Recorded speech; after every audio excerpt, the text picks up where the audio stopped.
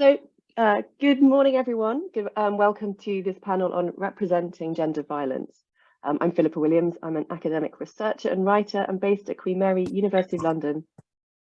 And I'm one of a team of women working on a project called Surviving Violence, Everyday Resilience and Gender Justice in Rural Urban India.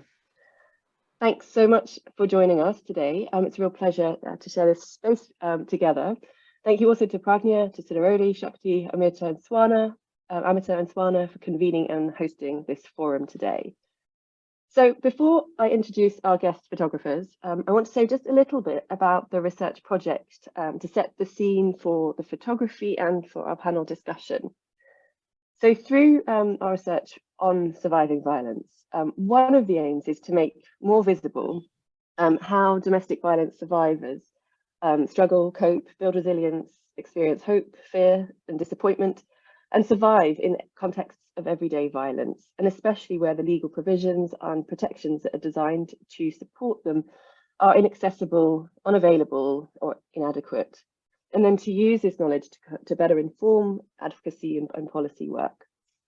Now, an important part of the project concerns shifting the framing of women as victims of emotional, psychological, physical, financial, and sexual violence, and to also prioritise a focus on the everyday survival work that women do in context of domestic violence. So survival work in context of domestic violence ranges from acts of silence, to adjustment, to pacifying violent partners and family members, to retaliation, to reaching out for help from family and friends, from neighbours, to reporting violence, to accessing support from NGOs, seeking legal protections, and often a combination of all and more of these things in the same or different times and spaces. But the visual representations of domestic violence often fail to capture this kind of ongoing, complicated, iterative survival work. And we were really struck by the limits of imagery that was available to us online. And this is, the early days of looking to build a website. If you Google, obviously, domestic violence images brings you up images which very much sensationalize physical violence, depicting bruised and battered and carrying women, and imposing male aggressors, often with a belt in the hand. Now, the issue of representation became even more acute to our team as we've begun publishing our work in regional and national media. And despite all our efforts made to nuance the message about domestic violence in the written word, newspaper editors have often kind of accompanied the articles with images that fall back on these kind of familiar, singular and sensational tropes of domestic violence. And I might pop some links in the chat. I haven't quite prepared the screens, Swana. We could put some links in the chat to some of the images that we've had accompany these articles. This debate isn't new. We're very much inspired by debates on platforms like Feminism in India and their toolkit around representation of gender and violence in the media. And so thinking about what could we do in this area, particularly with respect to the project, we've been working with 3 fantastic documentary photographers who are engaging with the project and its emerging findings to produce to make photographs. So in the brief, it was quite a brief, we invited photographers to make photos that didn't sensationalize violence or show women as battered and bruised victims of violence. We positively welcomed abstract and more figurative representations, and we also asked that any people in the images were not identifiable. And the ultimate goal of these images is to make them available on the Creative Commons for other writers and civil society organisations, media, policymakers and researchers to use, so to really kind of broaden the repertoire of visual representation. And so it's the photography and the practice and process behind the photos that's come out of our interaction together that we'll be discussing on this panel today. And it is a true privilege not only to be working with 3 amazing photographers, 2 of which have joined us today, Priyadarshini, Ravichandran and Vidya Kulkarni, but it's also fantastic to have the opportunity to discuss their work on this panel. So thank you both so much for joining. I'll introduce you both now. So Vidya Kulkarni is a photographer and writer based out of Pune. She's been a close associate of the women's movement over many decades and works as a documentation consultant with civil society groups and organisations. In her work, Vidya uses the camera as a tool to explore the world around her and to find meaningful moments out of mundane activities, all the time striving to capture women and their lives from an empowering gaze. So thank you so much, Vidya. And Priyadarshini Ravichandran is based in Chennai. She's a photographer who works closely with recurrent themes that emerge in her own life and relationships, in particular women, their lives, and the land. Priyadarshini's practice is informed by poetics and interconnectivity, which are reflected in the narrative quality that Priyadarshini produces through her images, as we'll see shortly. So in terms of the format, we have 20-minute presentations from each of our photographers, and I then have some common questions to raise with them both before opening up the discussion to the floor. Please do feel free to post any questions or comments as we go in the chat. And as ever, please do keep your mics on mute when not speaking. So I think that's all the housekeeping. And to welcome both of our photographers, and I'll invite Vidya first to share a selection of her images and present them as you would like to. Yes, okay. Thank you. I will start with a small note of thank you first. Thank you, Philippa, for introduction and moderating the panel. Swarna and Prajnya team has taken a lot of efforts in organizing this program, the entire campaign, and this panel also. So thank you to Swarna and Prajnya team. I have been working with the Maharashtra research team. Girija, Preeti, Saili, and Kranti are the team members. And my starting point for my photography was my discussions with them. So I would like to thank Maharashtra research team and the audience, friends and family. Thank you. You all made it time. And last but not the least, my co-panelist, Priyadarshini. I got to know her because of this assignment, and I just love her style and approach to photography. I'm as curious to see her work as you all are. Now, before talking about the photograph, I would like to talk about the project. And as Philippa explained in her introduction, what made them think about such an association with photographers. I think this is a proper research project on violence, surviving violence around and gender-based violence. But its important component is photography that really appealed me, because we all know the power of visuals and how strongly they communicate, especially in this time when the lot of visuals are consumed more than the text. But still, though we know the power of visuals, our feminist movements content mostly remains textual. And therefore, this conscious attempt of this project to work with the photographers is really important, I think. And one more aspect related to this, violence as it is remains invisible. And from within that, the survival strategies are invariably invisible. So to focus on them visually is a really good idea. And I think there is need for more such collaborative efforts and to create gender-sensitive visuals if we want to offset the stereotypical imagery around gender issues in the mainstream and other media.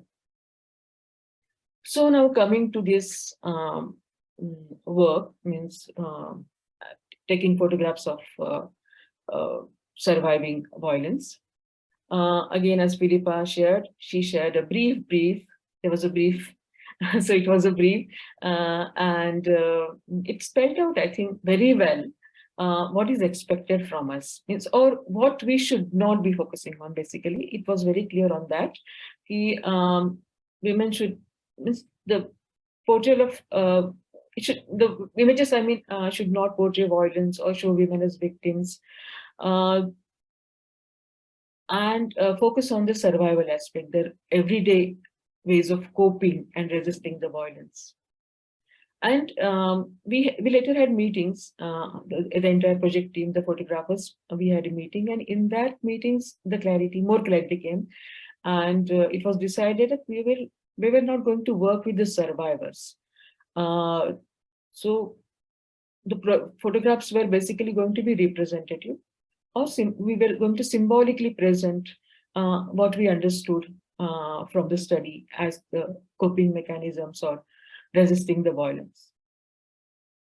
After our entire group meeting, I also met a research team of Nari, Samata, Manch, the Maharashtra research team, and they shared with me their observations and findings. They talked detail about the types of violence, the reasons of violence, and this was all background work. Means till then, I was really not clear what I was going to photograph and what the images are going to be like. We were just exploring. And while the Maharashtra team, Girija, Preeti, and other team members, Kranti and Saili, they shared with me the types of violence or the main reasons behind the violence. We started discussing what kind of visuals we can make, and like just ideas, initial ideas. We were thinking about how can we means there are common reasons coming out like alcoholism or suspicion. So can we work around those reasons and create pictures? But later we thought that it is again violence focused. It is focusing violence, and for that we had to set up all those situations. So it would have been like using models and setting up those situations. So we were not fully convinced with the idea. We did not pursue it, but I'm just sharing because we went through a process, and it was important part of it, what we thought of doing and what we did not do in that process. And after this meeting, Girija shared with me the interview transcripts of the women who participated in this study. And I started reading them. These are really very, very in-depth interviews. And that means kudos to field team because they have taken it with very patient attitude and empathetically. A very patience and empathy. It can be seen from the text that they shared with me. And also their strength, because listening to those experiences is really, it requires strength, because I couldn't read them fully. They're very, very painful interviews, but I read them in the context of whatever discussions we had. And when I read some of the interviews, I could see a pattern of emotions that is coming out of the interviews. That as the survivors were sharing their stories, I could see the emotions, the feelings, a pattern that is came that I could feel that. It was my perspective, not necessarily the survivors may be feeling, but I could get those feelings, like there is strong feeling of hurt, pain, because the survivors were facing the violence, along with a guilt and self-blame.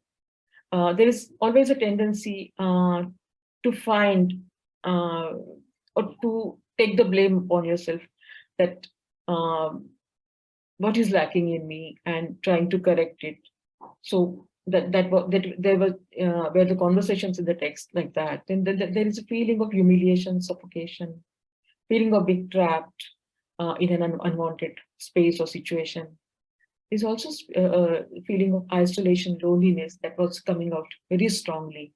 And along with this, the struggle, the hope, and efforts for transition. So these were the mixed kind of feelings I was getting from that stories. And I thought that these emotions I would like to capture photographically. So that became my, there I thought I could get some focus, my focus, to start photography.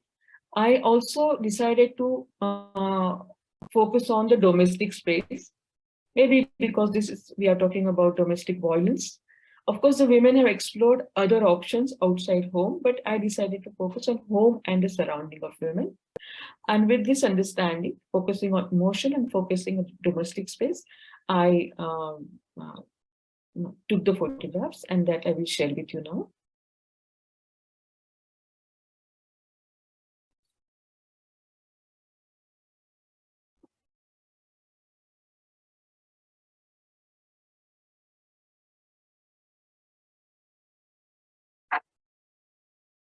This is visible.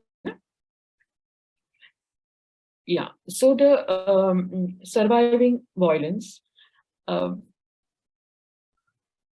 these two words, the more importance was given, the first word I thought is more important, surviving, the survival of the women who were facing violence. So that is how I looked at this title. I'm thankful to all the women who agreed and allowed me to take their photos, and also to people who helped me to meet them.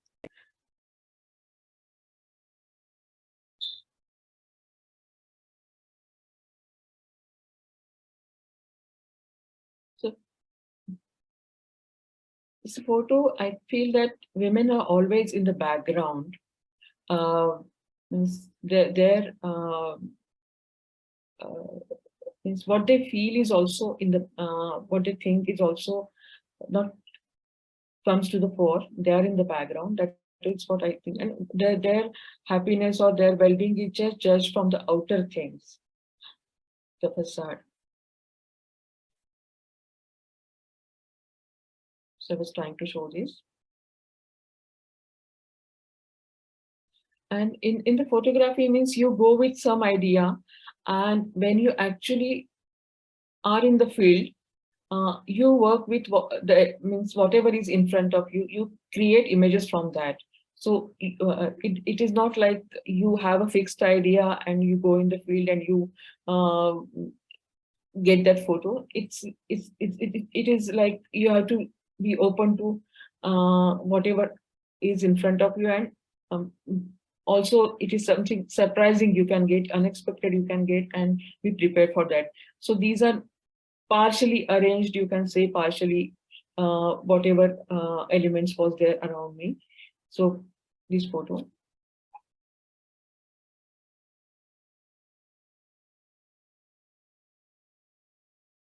So there is a feeling of means even if you are in your home, your familiar space, there is this feeling of being trapped, looking out for some maybe support, some direction, something. So,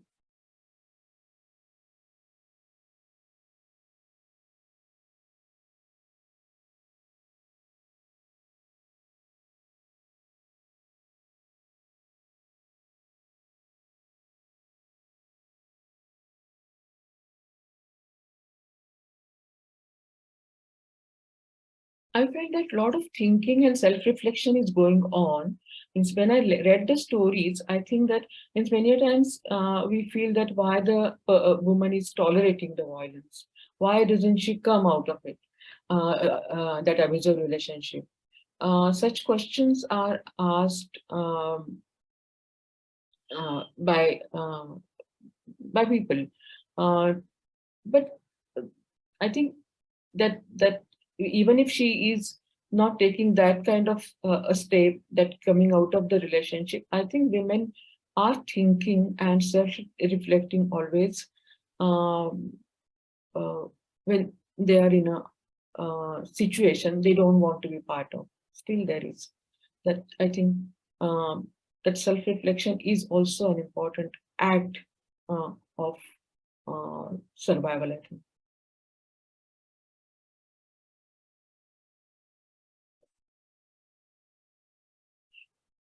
I used in this photo a technique, this is called a diptych or collage, that this photo has two images. The two images are taken independently, means they were not related to each other when they were originally taken. But then you combine them, and the new image created gives much more a different kind of a meaning. Like there is a attempt to look out but there is also a lot of accumulation within. So I think this photo is like that. Tries to show this. This is a similar attempt that two photographs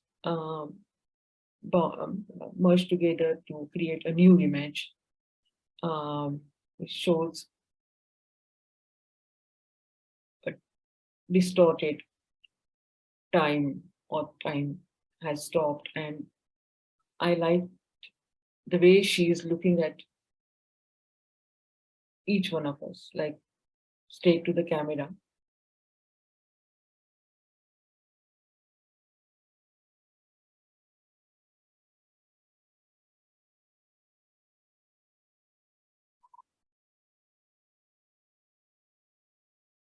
And as I felt by reading the stories that while women go through abuse and violence, they're thinking about the options. They're thinking about it's not a they're not mute mutely at the receiving end, but they do think, and I think while they carry on the routine everyday activities.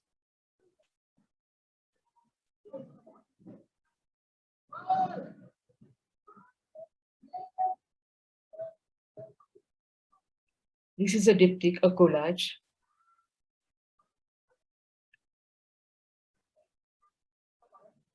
I don't know how many of you have seen the film, The Great Indian Kitchen, and that image of that sink filled with filthy water was very strongly used in that film, and that remained in my mind. And I could see this, like in the home you see all the utensil neatly placed, but there is dirty work behind that somebody has to do, that the women do basically. So what you see and what is what it takes to get that neat appearance. So I was this is one of my favorite photographs of this series.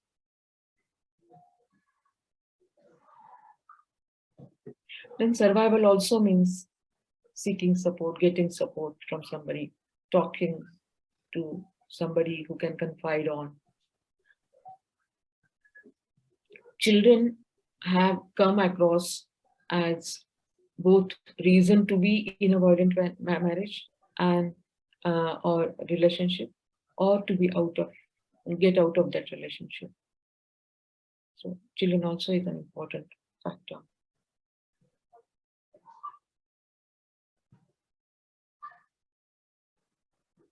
And there is an attempt to see light wherever it comes from. It can be from the cracked walls of the house.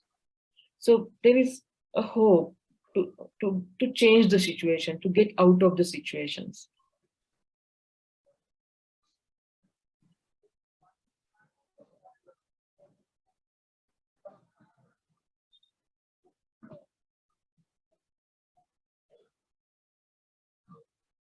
This is again the same, is a wish for, a wanting for some change, and looking at the light and getting the light when everything seems dark.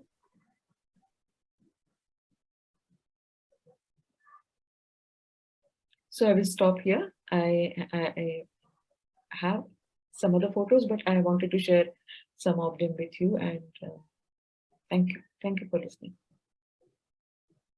Vidya, thank you so much for sharing those and speaking around them so articulately as well. Yeah, super awesome to see, and to see the comments as well in the chat. I don't know if you're aware, but there's some beautiful comments too, sort of reflecting on them as well. So thanks everyone in the audience for sharing your thoughts. Priyadarshini, now invite you to share your images, please. Thank you. Thank you, Vidya, for sharing your process. Actually, we've not had the time even to speak to each other. We've been so involved with our own work that this is the moment when we ourselves are seeing the other's work. So it was great. I mean, actually, I would like to share my process of what happened before even commencing to take the photos. So maybe after that, I can share the photos with you.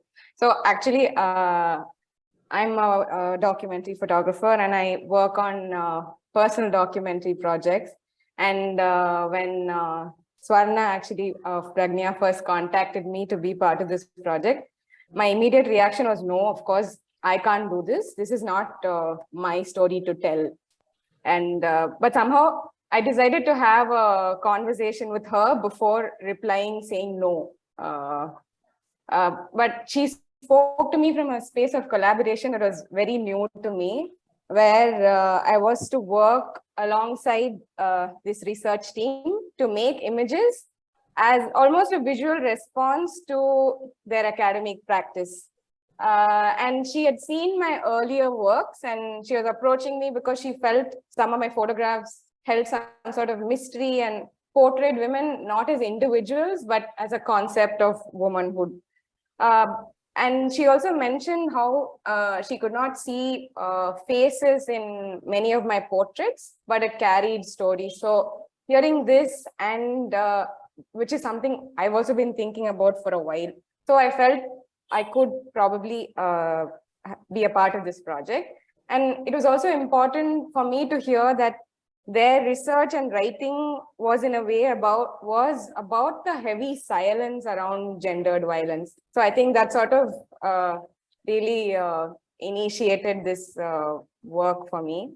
And actually the conversations really made me understand that yet again, I just need to follow where the medium of photography was leading me to rather than me making very thoughtful choices. So I took on this challenge, I would say, to enter something that was relatively unknown to me.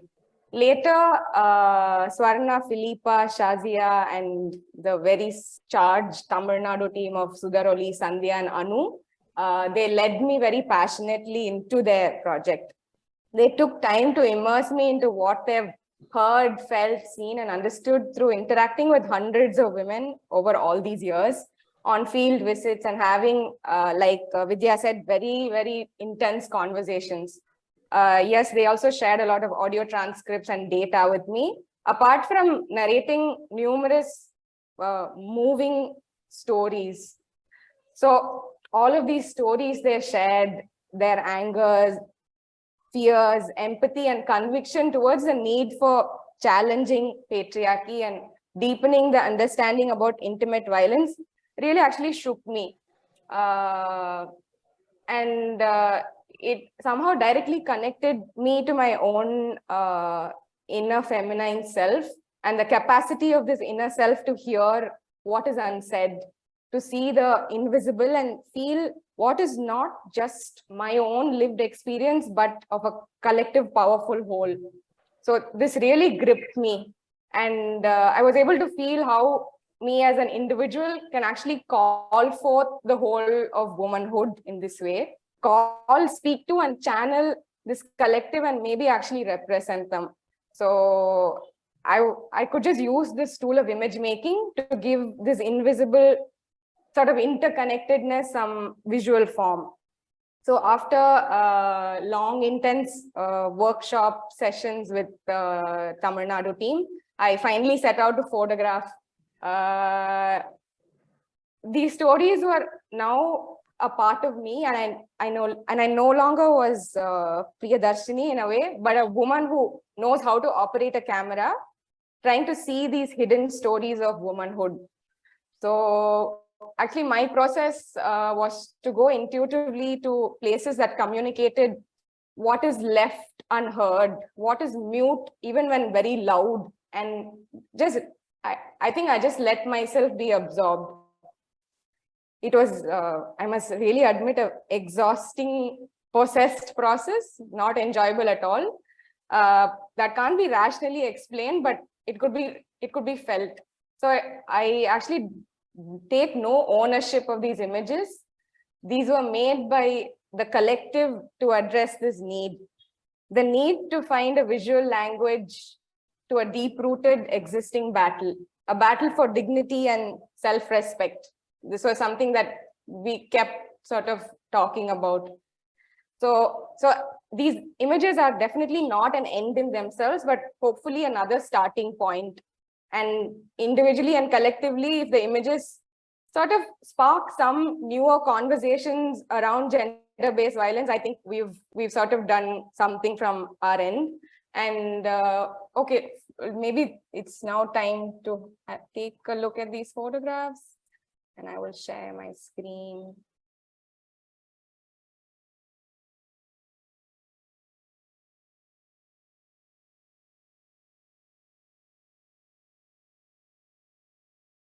You can see it, no? Ah, okay.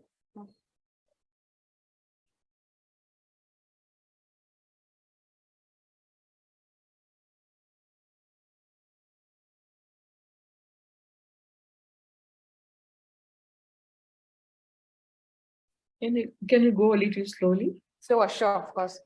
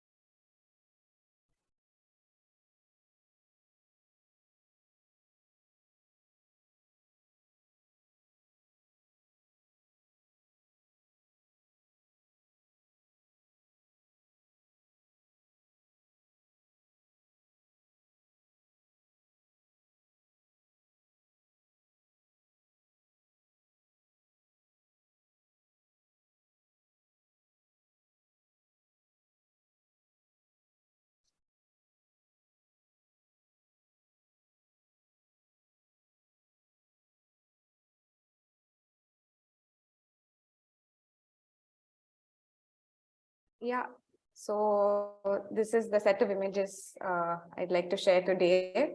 I think what was really interesting for me to work on this was the conversations we had with our team. So I feel like just how these images were sort of, sparks for us to even open up and speak was quite something. So I would like to invite Swarna, who has had such amazing conversations in the past few months with us, to actually speak a little bit about some of these images. So maybe then we can see where we can go next.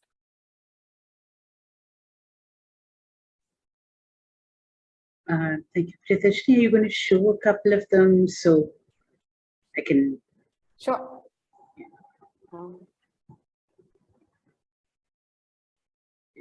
I think for me, each time we've sat down to look at all of these photographs, some of them have obviously, this is the way of, some of them have spoken to me very immediately, and I've reflected on why they are. I think the ones that strike me tend to be the ones that are very, very identifiably regional, I realize in retrospect. So I don't have the photos with me. Sure. So I'm kind of sure. pull up your thumbnails or something that I can point Sure. to. Like this one, for example, I'm not sure where she took the photo, but to me it looks like the outside of a temple. The cloth is silk, all sorts of things are bundled, but the bundle is going nowhere. And the fact that it's such a big package speaks of the burden that survivors are carrying, but they have nowhere to go. The package is too heavy. They're kind of stranded in a place that nobody wants to claim. This looks like literally the middle of nowhere, either the back of a temple or an abandoned, the temple thing comes from the pillar in the background. So just each photo she showed me sort of spun 100 stories in my head. And I think that makes them really powerful, because people who look at them are going to want to guess, what is this? What is inside this? It's a very geometrically regular shape to be clothes, and at the same time it's not. So a photo like this, like the survivor interviews that we've done, holds so many possibilities that I just found them. I mean, I found this process very, very exciting, far more than anything else we're doing. This again, I mean, very powerful for me, because obviously goddess worship, decked out. Still, I mean, it's not an image which has been abandoned, but she has no mouth. So the goddess just does not speak. You've silenced her by removing her mouth altogether. And what does that say about our relationships? You look nice, you wear what I tell you, you do what I tell you, but the right to speak and to have your own opinion, you witness everything, but you're silenced. And this is for me one of the most powerful images, also because it has the lime on the trident, which is a way of offering mannat, or prayer in Tamil Nadu. So the whole everything about this image is powerful in the potential of the goddess as well as her captivity. Another of my favorites, this was the one on the poster. This is a metal doll, but it's evocative of the Marapachis you get around Tirupati, or the wooden dolls. And, she's dressed up. She's in a silk pavada chette, and she's surrounded by these pots and pans. And so, which is this is what goes with a bride into a wedding, right? Dressed up, bejeweled, you have something for the puja, something for the kitchen. But then you're in the middle of all that and you're trapped in that. This is the sum total of your relationship, your identity, and you can go nowhere because you're inanimate, or you're considered inanimate. without feeling, without thought. So I also really love this image for everything it says. And, you know, this is just solidarity. Again and again, people told us that they went back to their families, or they went back, their sisters helped them, their brothers-in-law helped them. And so this image of women supporting each other and having each other's back was also spoke to me very clearly. So, you know, it's not, our project is not just about suffering. It's also about surviving and resilience. And a big source of that resilience was the solidarity of sisters and friends.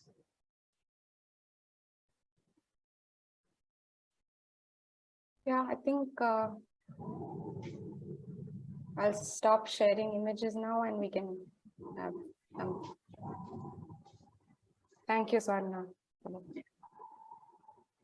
Thank you so much, Priyadarshini, and Swarna, thank you too. I mean, Priyadarshini, so interesting to hear, you know, the kind of way in which you were immersed in the process.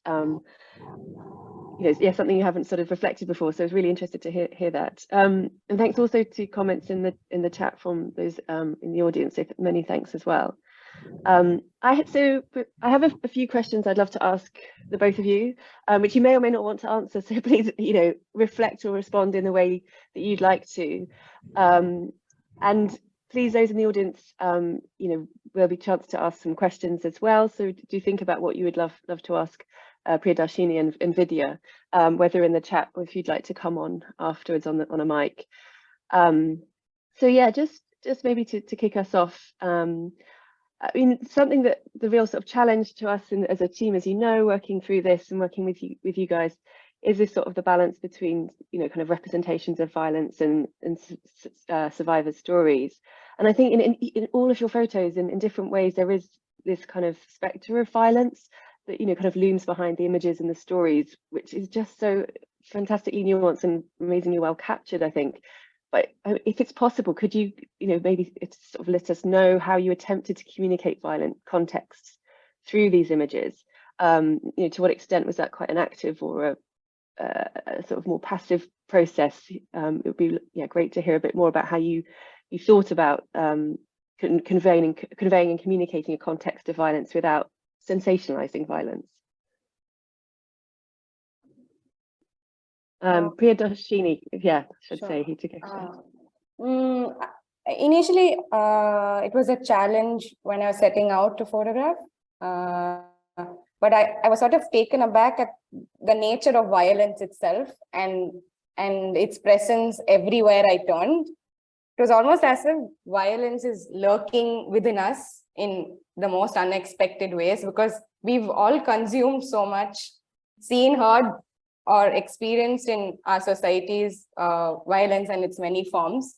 So actually it was much more visible than what I had anticipated, which was very uneasy. And this makes it even more important actually not to add more graphic images into the world, and but to address the subtleties, like you were talking about the psychological, financial, social violences, which need more conversation, which need more light thrown on it than the physical violence itself. So, and also most importantly, to hint at resilience and self-preservation more than violence itself. So this is what we were attempting in a way, and yeah, if that answers you. Yeah, absolutely. No, really interesting. Vidya, is that something you'd like to speak to as well? Yeah, a little bit. I spoke about it in the process itself. That's how I decided to take these kind of images. So basically, I focused on the feeling part of the survivors that was coming out of stories, and a lot is happening at that level, and that is invisible.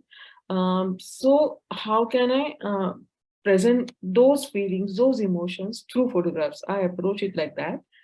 And there was yes, violence, the way violence is projected or portrayed or shown is very graphic, whether it is verbally or visually in the media.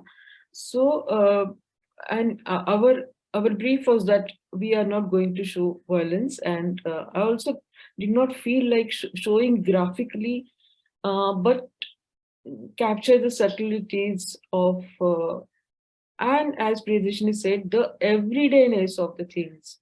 Means violence is, means the main thing is that we ignore the routine. It is normalized, the everyday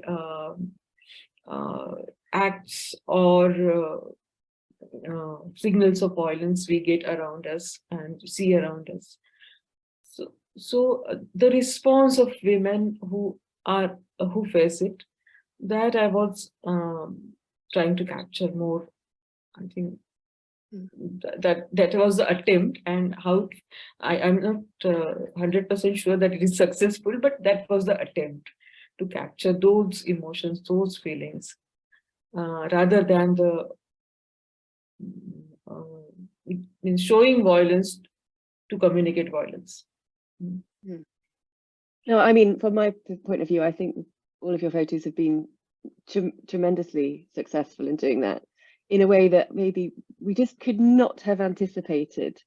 I think the kind of work that would come out of the conversations that we'd had, and it's just been the most, I think as Swana has alluded to and said, like most productive generative experiences sort of what, you know, as part of this project. So I think from comments in the room as well, that kind of feeling is shared. Yeah, so I think, you know, what you've sort of both spoken to is this kind of balance between sort of violence and voyeurism, and I think brilliantly kind of navigated that line and that balance so kind of carefully, thoughtfully, which, yeah, has just been really amazing and interesting to see how you've done that. You know, you've always, both of you've worked on kind of feminist issues and for long time in your work. And I just, you know, it'd be lovely to hear about what you've learned through this process, but other, you know, all your other work you've done about representing women in photography. What the sort of, as you see it, the kind of, you know, challenges or opportunities that are there in photography. Maybe Vidya to speak first. Okay, I think basically, I think, yes, women have been the center of most of my projects. Means I have been focusing on women and women's issues a lot. I feel the trust and the connectedness is most important, and having the interaction with the subjects before taking your pictures, means establish a connect with them. And not showing them in a disrespectful way or in a way that will harm their dignity. That has been the attempt. There is also one thing that means when you hold a camera in your hand and you have access to take photos, means you instantly get in a position of power. It's a powerful thing, and you have to be aware of the power you hold and the responsibility that comes with you. So that is again the process in a way I approach with not only taking photographs of women, but any photograph, I think. That is how I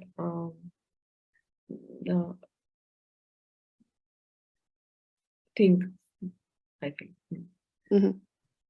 Thank you. Priyadarshini? Yeah, I also agree with Vidya. It's really true that vulnerability and dignity must go together. And I mean, in terms of voyeurism, photography can become voyeuristic, and which in turn can become violent. So I think it's very important to know or to have a sort of connection between the intent and the outcome. So yeah, and in terms of working with women or anybody for that matter, what I believe is every photograph is a self-portrait. And I usually ask myself if I would be okay to be portrayed this way. And mean, we've all been angered in the past, and I still am at the most insensitive ways that women are being represented. I mean, reinforced as everything, no, like objects of pleasure, submission, and powerlessness. But now I think we're really at a time when all of this is getting overturned and effectively really being trashed, and most of us are representing ourselves and also being sensitized to what should be put out in the world. So I'm quite I feel we're in a good sort of, at least there is a lot of movement in that sense.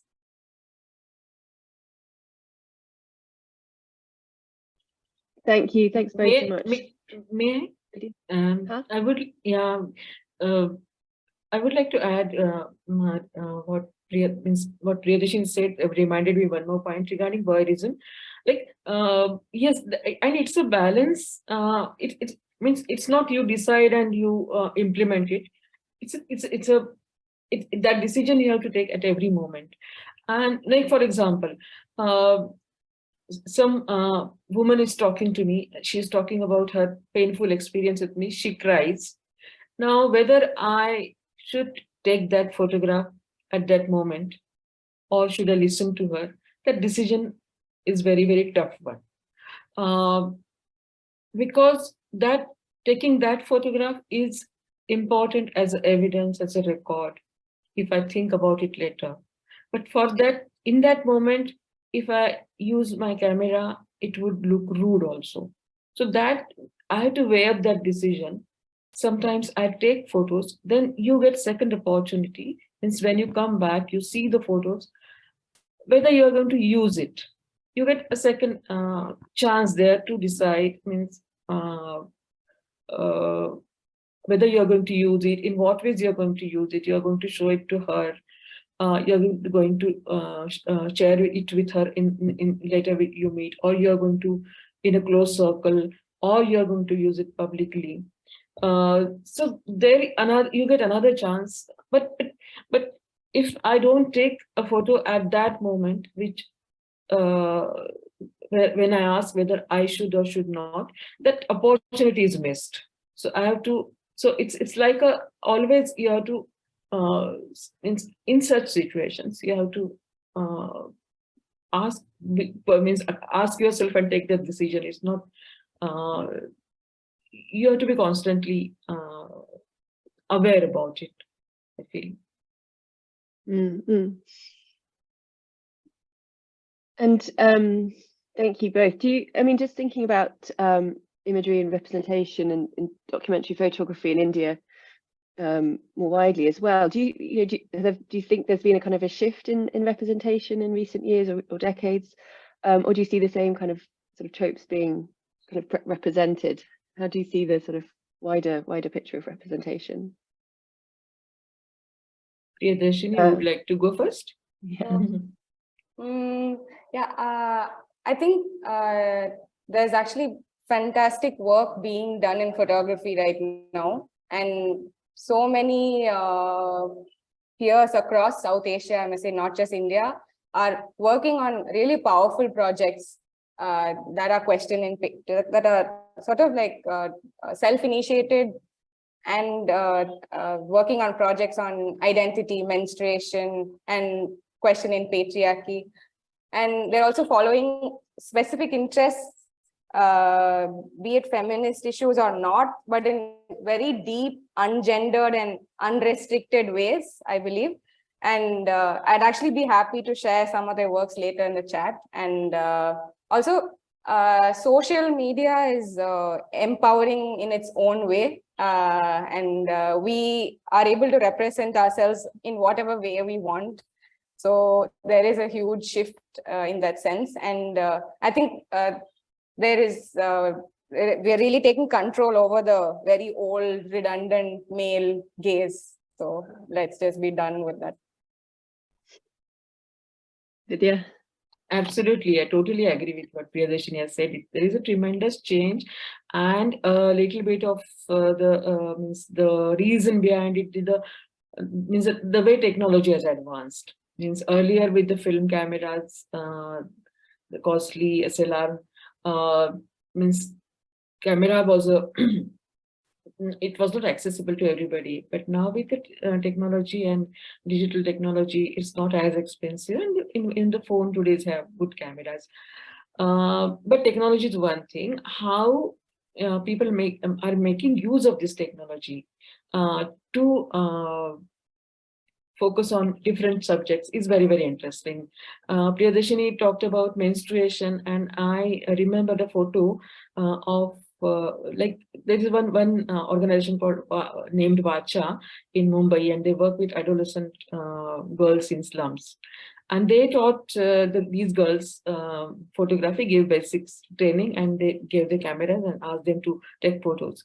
And the one photo I remember from that that set of images, that girl had taken photograph of the wall of her house, brick wall, and in that there was a hole and there was a plastic bag inserted in it. It was just the image of that, and the caption said, she used to keep her menstrual clothes in that plastic bag and store it there. So it was a very powerful image, and nobody else would have thought, but it was her world and her experience. So I think photography is changing, and people are also aware of it, and they're also making use of this tool as a means of expression, empowerment, agency, to bring out all these aspects about the issues we work on. Yeah. And so just thinking, a bit more about kind of questions of empowerment and agency. In how is that, again, something that you are able to show through your images and work? There are certain sort of, what is it about your practice and process which visibilizes or surfaces empowerment and agency? Priyadarshini. Go first.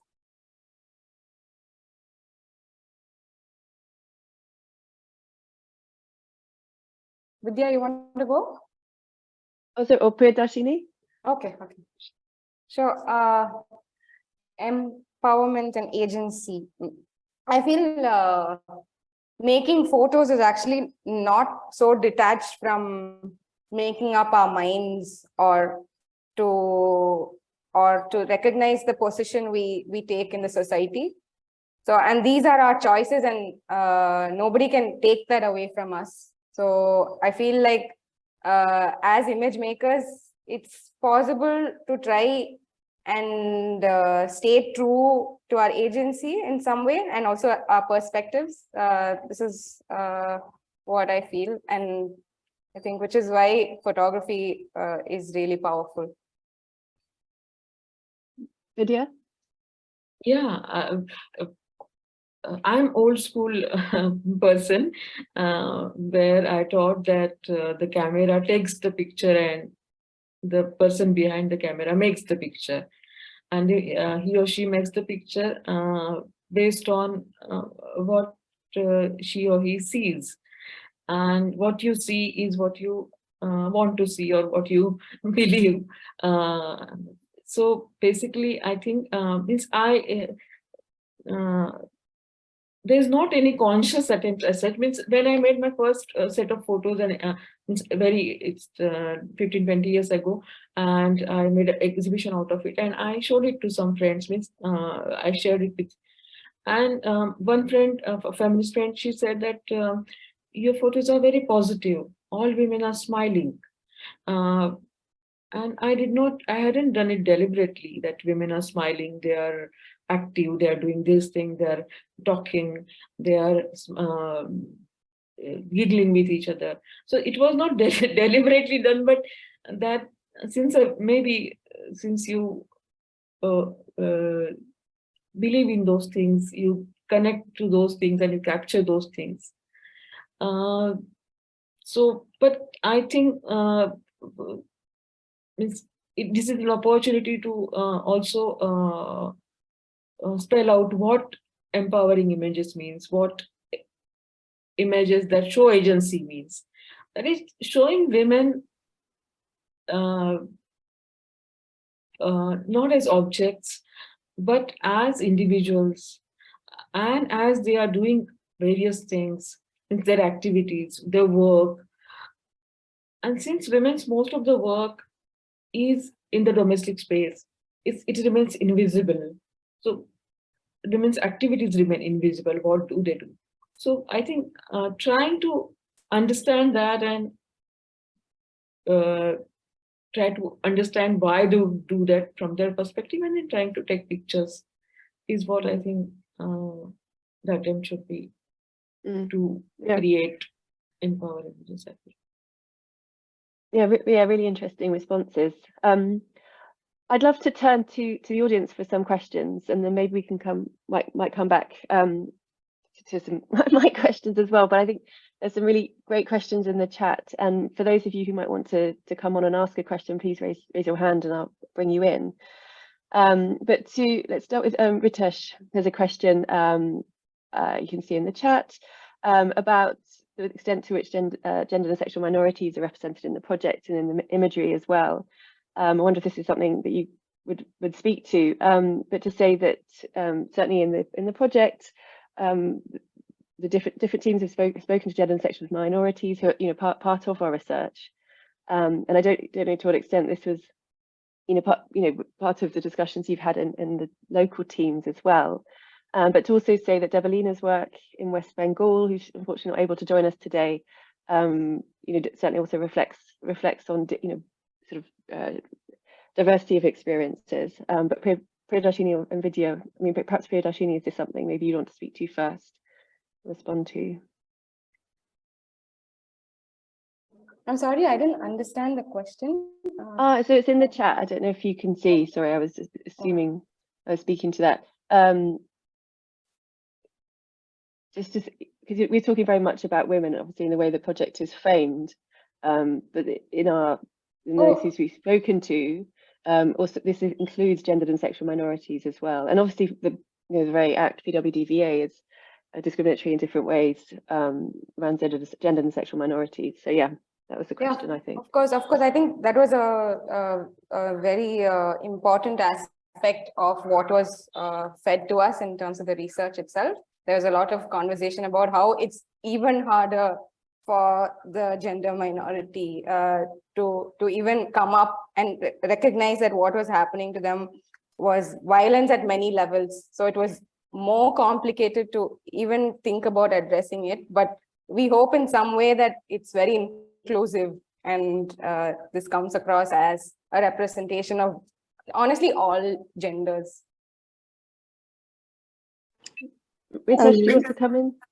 Yeah, thank you so much. I actually have freelanced as a journalist, and when you freelance, you also take your images, and I'm a lot into photography too. And I mean, I do it more for pleasure, sometimes for work, or to a different way of expressing myself. But yeah, that's why I brought this question, and that's why I said openly, because there may be people who may be queer and do not reveal. I myself took quite some time to start revealing, though I understood this about myself in my pre-teens or teens. And of course, for despite all the privileges of language and urban upbringing, you lack terminology, and otherwise it's a very northern hemispherical Western context, and for so many things we like language, and then finally, I don't know if it's an age thing, but I think when you age, you might want to get more local. I also come from an IT software development background where again everything is very English and very, binary. I mean, actually, there's very little space for humans. It's more, everything is very, very raw, and, almost we become the machines that we work with. Okay. So that's why I wanted to, thanks for giving me this time, and it won't take too much of it.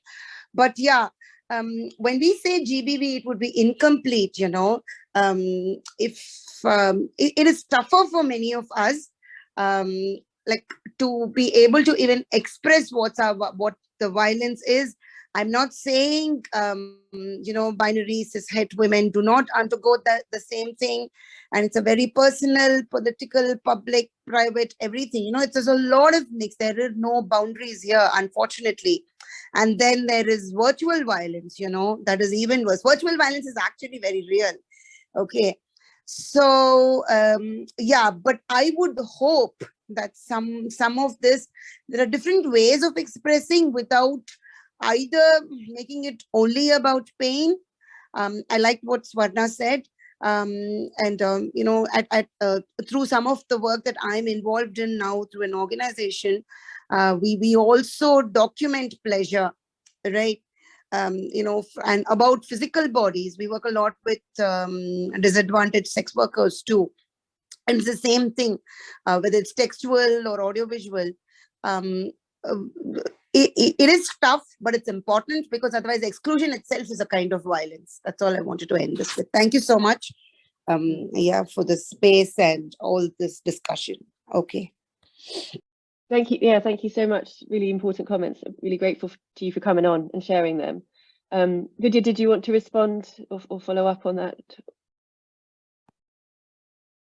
I totally agree with you, and I feel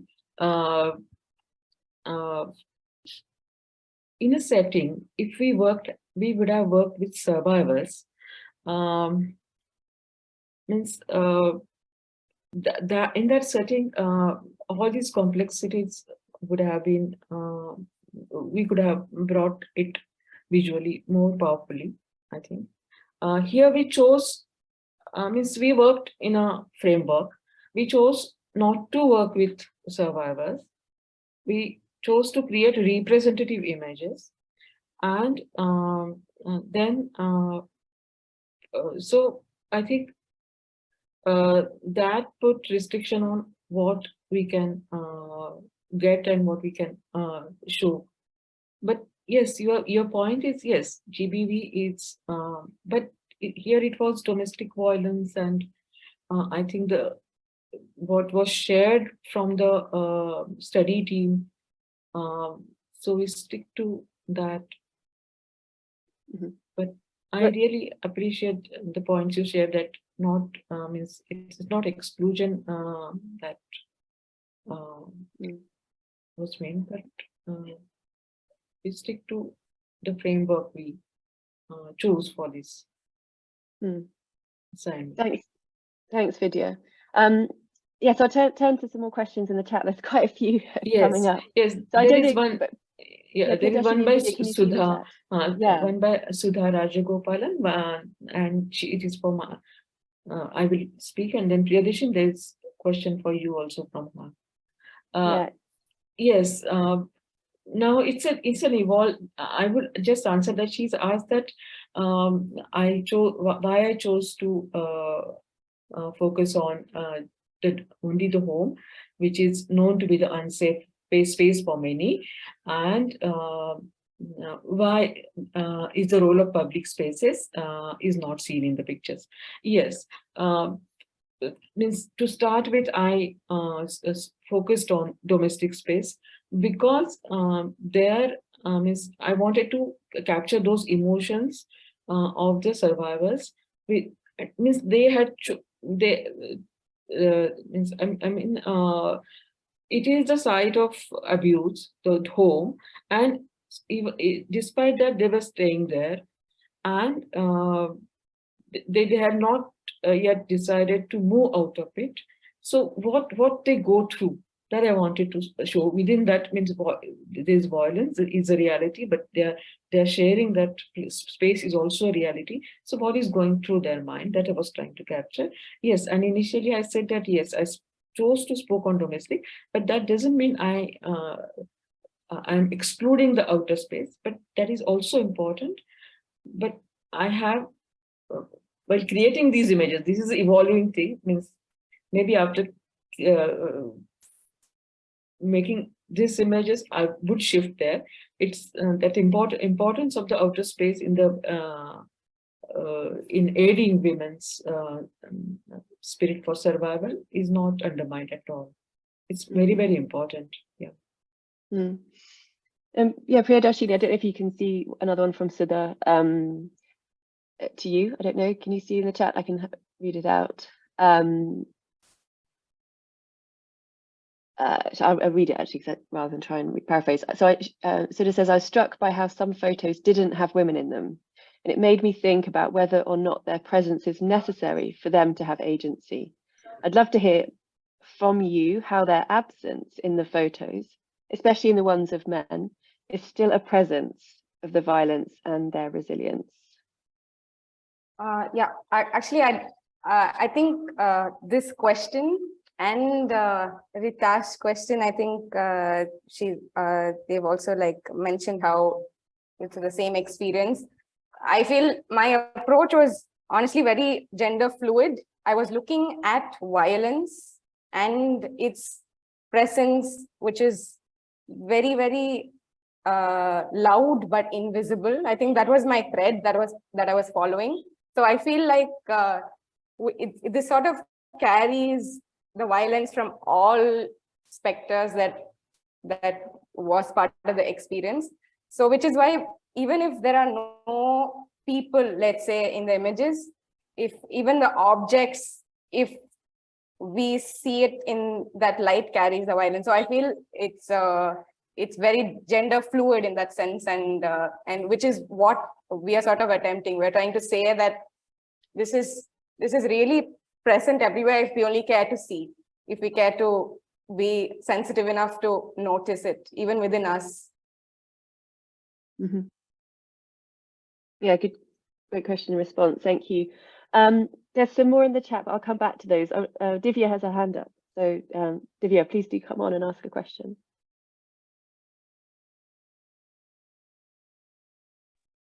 Hi, everyone. It was such a great presentation.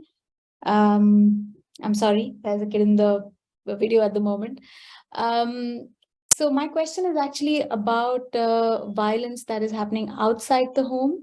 So I'm a reporter with BBC, and it was just amazing, the kind of ideas I'm going to take away from this meeting and share with our illustrators, especially, and other people who help take us photographs, and also videographing.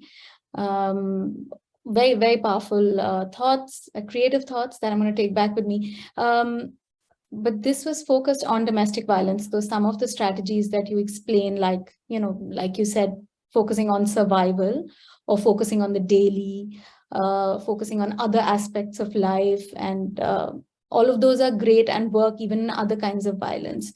But specifically, if we look at sexual violence, which we report on, I think, disproportionately more as media, are there any tips, any suggestions on how you would use those sort of same frames of reference in depicting women, or what they find? Because a lot of that sexual violence that we end up reporting on is by strangers on the road, which again is not representative, because a lot of times it's not strangers, most of the times.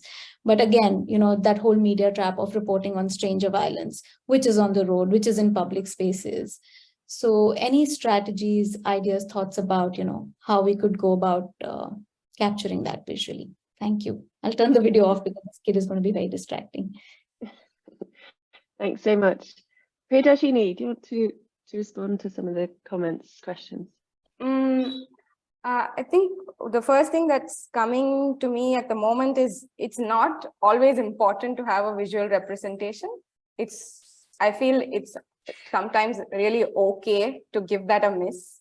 And these photographs sort of come in where when we sort of understood that there was no language for many of these survivors to even articulate their experience. So this was when, we were just trying to address this gap where actually the articulation of this experience was key to finding or rediscovering a new life for themselves.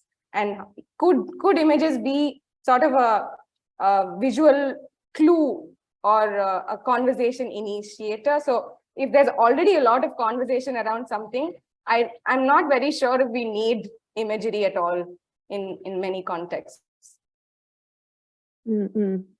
Vidya? No, I think what Priyadarshini has said is, I agree with you. In which case, I mean, Divya, can we ask you a question back? I mean, you've got a question in the chat from Swana. I don't know how to put you back on the spot here. But you can wait and ask that later. Well, I mean, okay, I was just, if Divya's here, but I was just going to pose it to you. I mean, why, you know, you've, as we've experienced, and I can, you know, put in the chat the kind of imagery we see accompanying our articles. You know, why do you think the media hasn't kind of maybe kept pace with some of the changes in photography and other, you know, representations of women of domestic violence? What are the sort of, if working in the media, what are the things that might be able to kind of change it from your side? You know, you kind of asked for tips and strategies, but yeah, what do you see as a kind of the blockages perhaps, or ways that they might be overcome? Well, I think domestic violence by itself is highly underreported, and over the years, you know, we've had to fight our own battles in pitching those stories and getting them covered. So when it is so invisible as an issue, then the understanding of visual representation is also equally less informed. Some of the things I can share are going to be very intuitive for all of you. There are less women in illustrations, like less women illustrators, less women photographers. Not to say that just by the virtue of being women, they would have that lens in the way they capture or imagine imagery. But I think it does make a difference to some extent.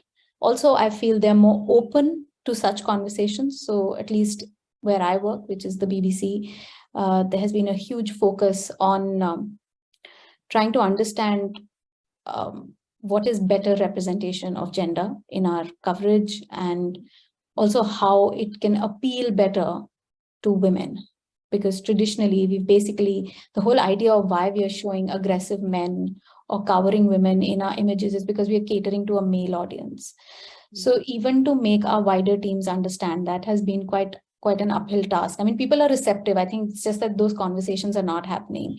From what you've explained about Vidya and Priyadarshini's background, you know, that there's an intelligence and, you know, which is informing their work. And I feel the regular journalist is not making an effort to expose and engage and inform themselves, which is why then it is not translating into their work. I hope that was helpful in some way. But I mean, in terms of just looking forward and not just looking at the problem, the positive thing, like, I mean, we did a whole series a couple of years back before the pandemic on, you know, women's experiences of pushing the boundaries, you know, being single mothers and, you know, being divorcees and so on, and why that's challenging. And I worked with a male illustrator in my office, and I was just shocked with the kind of first draft of illustrations he came up to me with. You know, like I mean, just his idea of what, you know, a woman who was deserted by a man would look like, you know. So she had this disheveled hair, and she was not attractive, and, you know, she was not wearing, like, she was not properly turned out. I mean, for me, that was very interesting. I thought it was really great to work with somebody like that and then push him and question him. And then what we finally put out was very different from those first drafts. And I feel that just shows the possibility that if we have these conversations, and especially not speaking to not preaching, or what is that saying? I mean, basically not talking to people who are already very engaged, but putting ourselves in sort of those uncomfortable groups where these conversations are very absent or very nascent. I feel people are receptive. I think that we are in a space where there is space for those conversations and for, you know, making people think differently. Brilliant. Thank you so much for sharing. That's super interesting. And there might be others in the room too. If you want to volunteer your kind of views and opinions on this as well, please do in the chat or come on. I am just turning to the chat. Nirupma, it's a question from Nirupma. Curious to know if you asked any of the women to pose for composing specific images, or were all of them candid or in the flow of photos? Were there any significant differences or advantages or challenge challenges in both kinds, and if you could share your experiences around this kind of process, would be fantastic. Vidya, perhaps you could take that first.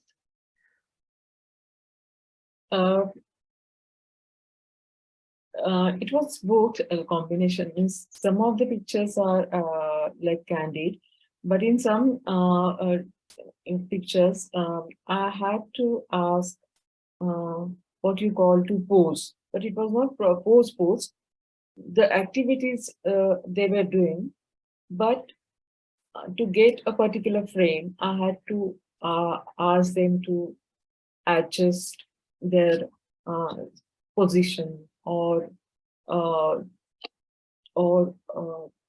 to continue what they are doing. Means even if the two women are talking and they stopped because I was taking picture, I had to ask them to continue their conversation. So there was some instruction that was going from me, which I felt will make that picture.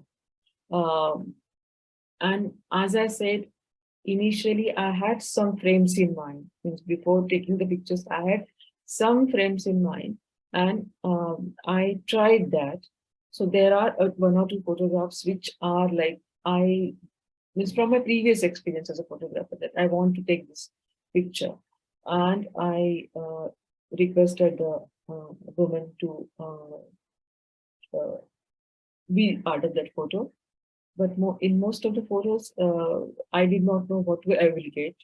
And when I was in the field, when the situation was unfolding before me, I did ask them to do certain actions, continue certain actions.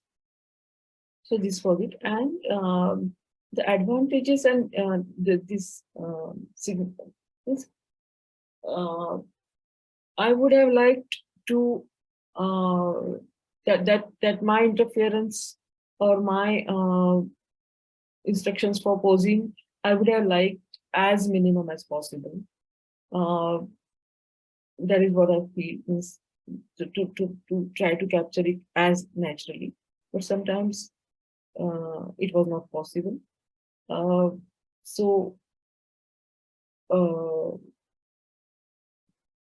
Means challenges means it was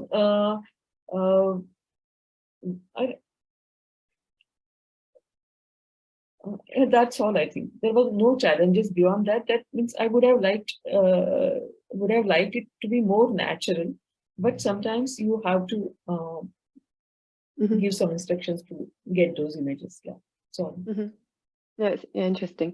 Priyadarshini.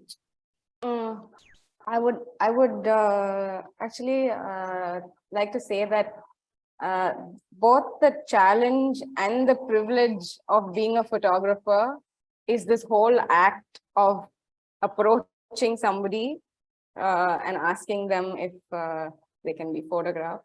And I think for me, at the same time, it's a privilege and a challenge, because every time I need to do that, I have to get out of my sort of insecurity, and I have to initiate a conversation, which is difficult, but also very rewarding, because if I'm not going to be taking this photograph, I'm not going to be having these interactions. So I honestly think it's a great privilege for me to be able to have these interactions. And I've always been really thankful for whoever I'm photographing.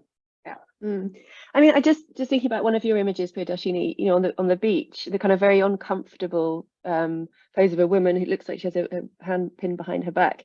Maybe you could just tell us a little bit about how that moment came about and that photo happened.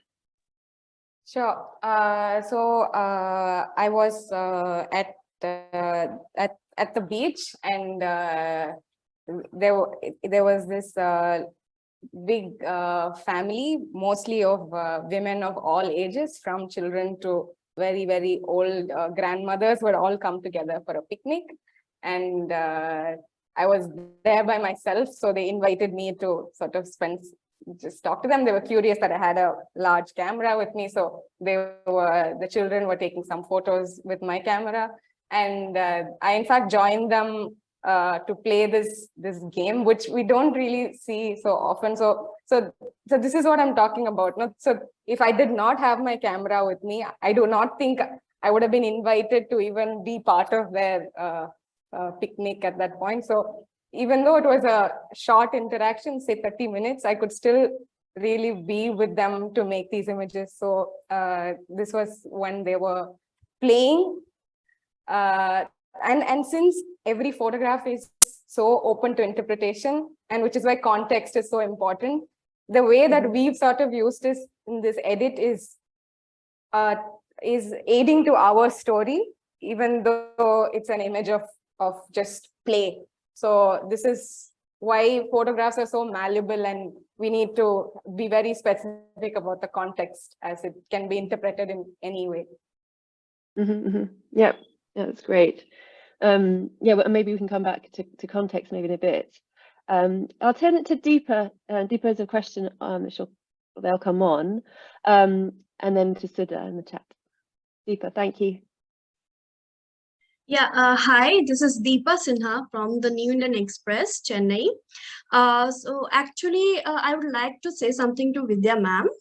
Ma'am, you have one picture about a girl who is looking outside the cage, and especially you are kind of outside the window, I think, kind of. So you told that you focused mainly on domestic violence, right?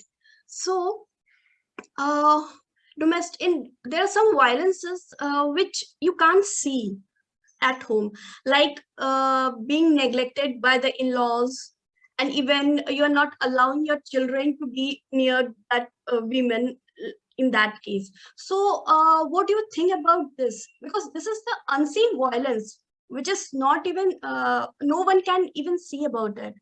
This betting up and all these are, these are frequently seen by others, but there are some violences which can't be seen. So what do you think about this? Up to Vidya. Thanks, Deepa. Yeah, Deepa, you raised very important point. Yes, violence is means we are using the term violence in a very broad sense. When we are talking about violence, it's not only physical, it's emotional, it's psychological, there is a big definition of violence, and it also means it's not, if it is not physical, that means it is emotional. Violence is not less harmful, and physical violence is more harmful. It's not like that. Means every type of violence is really serious and harmful for the who are at the receiving end. Now we decided not to show violence. When we're saying survivors of violence, it's the survivors of all kinds of violence, physical and emotional, all kinds of violence. That all kind of violence is coming out of study. So we did not focus so much on the violence, the act that happens, but how women at the receiving end are responding to it, dealing with it, coping with it. So in that particular image, you said that means any image can be interpreted differently by different people who see it. It's like reaching out, means that the woman looking out of window. There are so many houses that you can see in the reflection. So we don't know what goes on behind the walls to women. So she may be thinking that what is happening to her may be happening to other women in the room. So that photograph is open to interpretation. But, it works. That shows a feeling that she's trapped. Trapped. It can be emotional trap also. Most of the times, violence facing the survivors feel that emotional. They're trapped in that relationship, and they can't get out of it for various reasons. So it is not to undermine any form of violence as such, but our intention was not to show violence, but the response of the survivors to communicate that emotions and feelings through the images. Mm-hmm. Thank you so much. Okay, question in the chat for Priyadarshini from Sudha. And to ask you, most of the pictures are regional in their representation. Could you say a bit more about how you sort of purposefully approached this and how you purposely kind of showed these regional representations through your work? So I think even though our approach to this is quite universal in the sense that this experience is true to many, my inputs were from the Tamil Nadu team, and I sort of tried to keep it in that context. And I feel it also worked for me because I am from here, and it was sort of my visual language is also similar to what I've grown up with and what I've seen around me. So, which is why I think it makes sense to keep it regional. Mm-hmm, mm-hmm. Great. I'll take another question in the chat and then come to Divya. This is question. Oh, sorry, Swana. To that and say, actually, this is something I've been thinking about because you and I once looked at the photos together with Priyadarshini, and then I realized how specific some of the contextual, some things that I was seeing in the photos that were not immediately apparent to you, and things that you saw in some photos I didn't see till you pointed them out. So I've also been thinking about that in terms of using images. Really depends on how much the image maker and the image consumer have in common in terms of frames of reference, doesn't it? It's just an observation that I want to put out there. Well, I mean, it just maybe jump in with a question, then come to the ones in the chat. But I mean, it is this question of audience, and it's been alluded to actually in an earlier question too about the tools that the audience have to interpret the photos, because as you know, we've seen in part of the brief in many ways was for them to be more figurative and abstract, but that also puts a certain emphasis or onus on the viewer as well. And so just, perhaps both of you, Priyadarshini and Vidya, just to reflect on when you take photos, maybe generally, but particularly for this project, who do you take them for, or who do you imagine the audience to be? And then maybe more specifically with this project, these photos, how did you think about the viewer as you were making them, or don't you, I guess, is the question. Maybe Priyadarshini first. I usually don't have an audience in mind in the process of making photographs. But having said that, I would say for this particular project, we were actually in some way thinking about the collective visual or the collective psyche there is towards gender-based violence. So and also the idea was to create a new repository of images which would shift this image that we all have of a very stereotypical, as we shared earlier. So I feel like that's maybe the audience, that it's basically just all of us to shift our understanding and deepen even to know what gender-based violence is all about, and how much more deeper it has been penetrated than what we think it is, and how much more sensitive we need to be in the representation of this. And like I already mentioned before, it's important for the survivors to have a language to articulate their experience. So maybe that's also something I had running in my mind. Yeah, brilliant. Vidya, is that something you want to reflect on? While taking the photographs, you are means you first see it, you are the audience.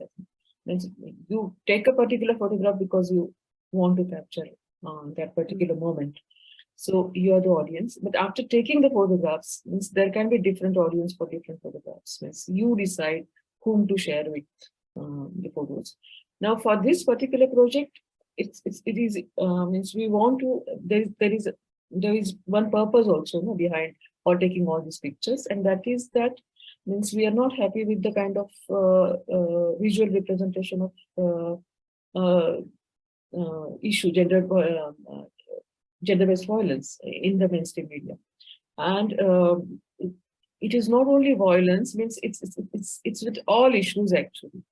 Means, every time our friends write some article and share the article with us, we appreciate the text, but we always criticize the visual alongside. So it's that it to that, and to change that visual representation, we have to sensitize media person and to also give alternative imagery. So yeah, it is an attempt to a bit means a baby step attempt maybe to so the audience is, yes, a wider media where representation, and the audience also can be a targeted audience also, because we have very little visual literacy in our means. Why this happens, why stereotypical representation happens, is because there is not much literacy. Means people have read visuals based on what is bombarded visually, means mostly from advertisements and from the government whatever advertisements. Because when you show some pictures, people relate it to some family planning advertisement. So because people have seen those images, so visual literacy is also very important. So maybe the audience is also that a targeted audience where you will discuss the issue of gender-based violence and along with these visuals, and it will be both the sensitization of the issue and also sensitization of how it is depicted. So the audience is like a wider audience. Great, thank you. Yeah, so I'll turn to the chat for a question to Shalini. So the question here is, are the subjects, the survivors you photographed, survivors of violence or representative models of survivors? And maybe I can kind of add on to that just a little bit, because one of the parts of the brief was to not photograph survivors. And we had, we had different reasons for doing this, mainly around ethics and how the project had originally been approved, working in a kind of a university context. But I think we've also, as a team, as a group, kind of reflected on that decision and whether that was the right decision, and whether, there is a kind of a genre of photography which very much centers the survivor and as a kind of practice of empowerment and agency. And I just wondered, to add maybe to Shalini's question, if I may, Shalini, whether we made the right decision there. And I think for different reasons, we probably did in some ways, probably maybe did in other ways, but I'd love to hear what you thought about that, and if that was something that you were thinking about or troubled with, or as you were making the photos. Priyadarshini, sorry. I think I'm a bit divided also with this. I think our approach would have been entirely different if we were to actually interact with survivors. It may also have been something powerful. I have no idea, but this was something that was sort of internalized and expressed through other forms, not directly, which was definitely more easier in that sense. Difficult to articulate as images, but easier to approach. So easier in the sense that it was something we could do in a more practical way. But I would also be interested in exploring other ways of representation. Yeah, thanks. Vidya, yeah, this is something you'd Yes, I also feel that means it was decided that it will be representative photographs and the faces will not be recognizable. And because we know that it will be used widely when it is uploaded on the where it's for the public. The purpose basically is to change the portrait. So these images will be made available publicly. So, but if we are decided to work with survivors, at least those who are willing or ready to do that, the process would have been different, and that's a different approach altogether, and which is important also, because I think that in that process we would have captured nuanced imagery, nuanced understanding of coping mechanisms, and the process also would have been empowering for the survivors also. And we can keep that part, the unrecognizable images and representative images. Means we follow that, means the images should not be recognizable, because we know our responsibility. When the some image goes public, it means it is used in by many people in many ways. So that part I totally agree with you. It should not be under. But working with survivors would have given different set of images. Yes. Yeah. Okay. Great. Thank you. Maybe just we'll take, thinking about time, maybe just Divya has a question in the audience. Maybe you can take from her. Well, thanks for the second opportunity.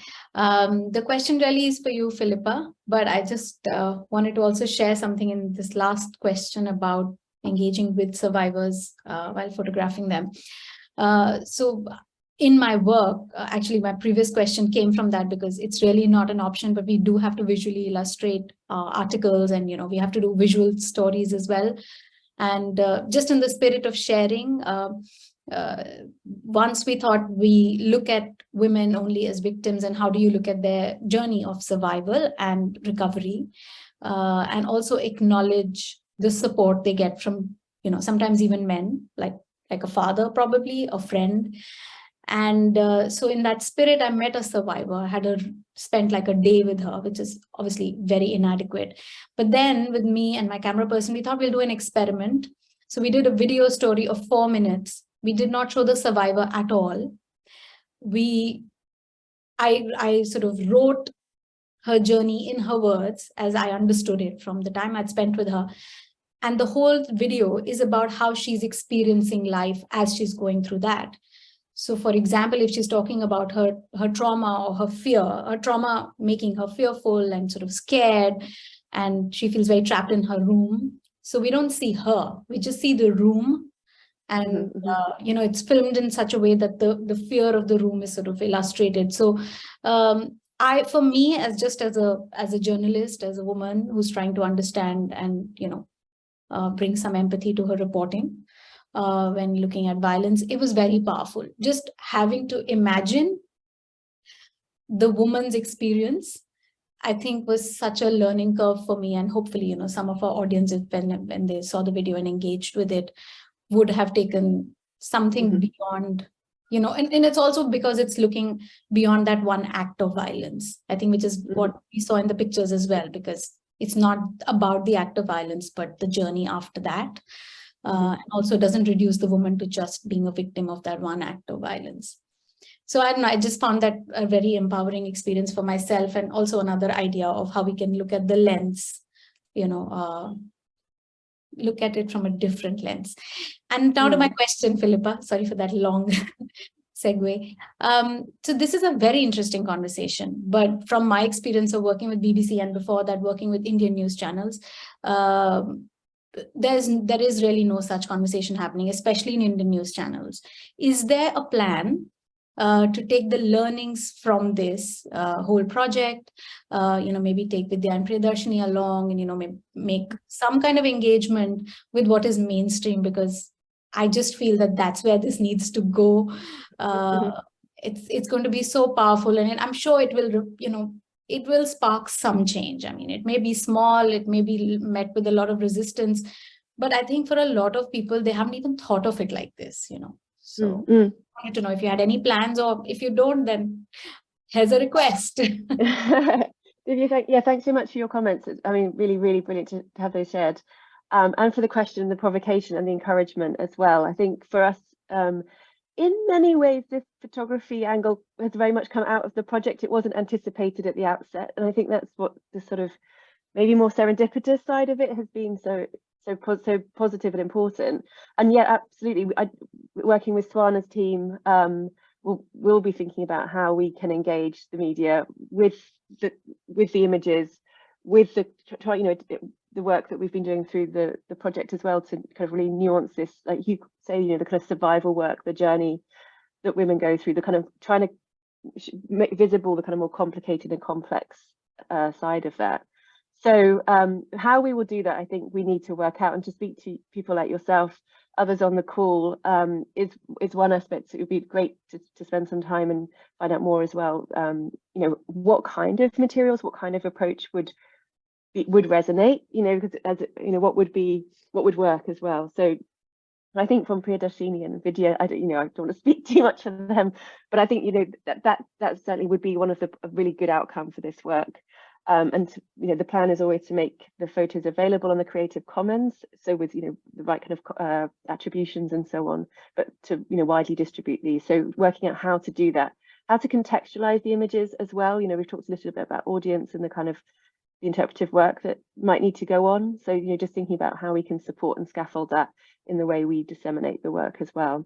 Swana, I don't know if you want to respond as well, because you're probably also thinking about these things very directly. You're on mute, Swana.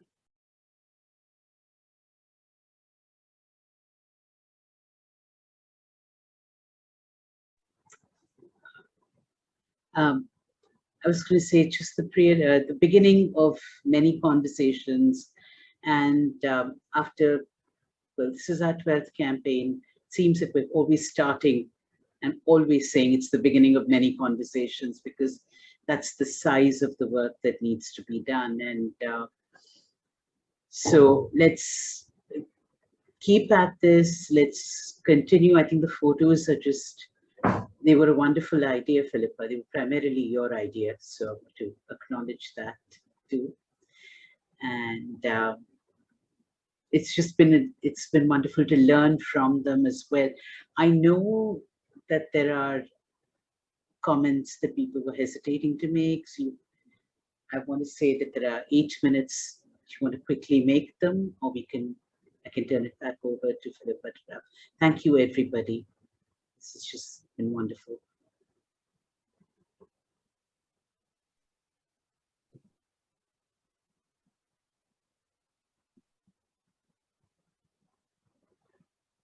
Great. I'm on mute. Siddha, sorry, you have to come in. Yeah, thank you. Thank you so much for this meeting and also for these photographs. I just had a follow-up comment on my previous question about the absence of women, which wasn't a critique at all. I'm just intrigued by how absence can tell so many stories. So thank you for that. And I completely got your point about gender fluidity. But it just struck me also with the subsequent questions, how important audience and context are as well, because well, I mean, for me, because I looked at those photographs and I understood what you were doing with that picture, but in the absence of women, and also in our reluctance and understandable reluctance to show violence, because their violence is not our raw material, as someone said, I can't remember who, but I just wonder how important it is for us to, be aware of context, vocabularies, shared vocabularies, to understand visual representation. So in a sense, there's so much more to representations than just the image. There's all of this other material around it. So it's not, it's basically just to say I completely understand where you're coming from, what you're doing here. And it's just interesting to me how these texts are all, in a sense, intertextual. So there's just a lot more going on than just the photograph itself. But thank you for that. Thank you for this morning. Well, it's my morning, but thank you.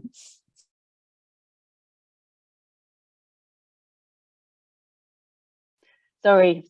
Yeah, Sudha, thanks. My morning as well, but so I'm with you on that. But and yeah, many thanks for the, I think really a comment, but a really important one about the intertextuality of the images, and for us to think about, particularly tying up with Divya's provocation to take these further forward and in a sort of transformative way as well.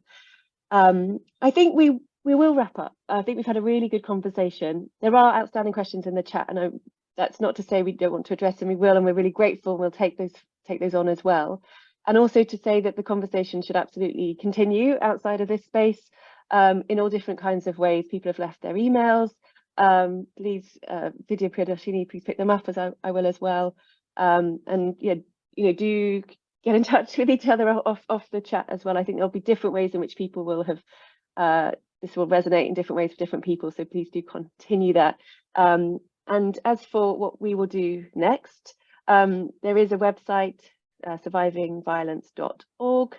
And as we work together, there'll be more things coming out on that website too. So please stay in touch with that. And you're all connected to Swana, so she will always keep you all in the loop.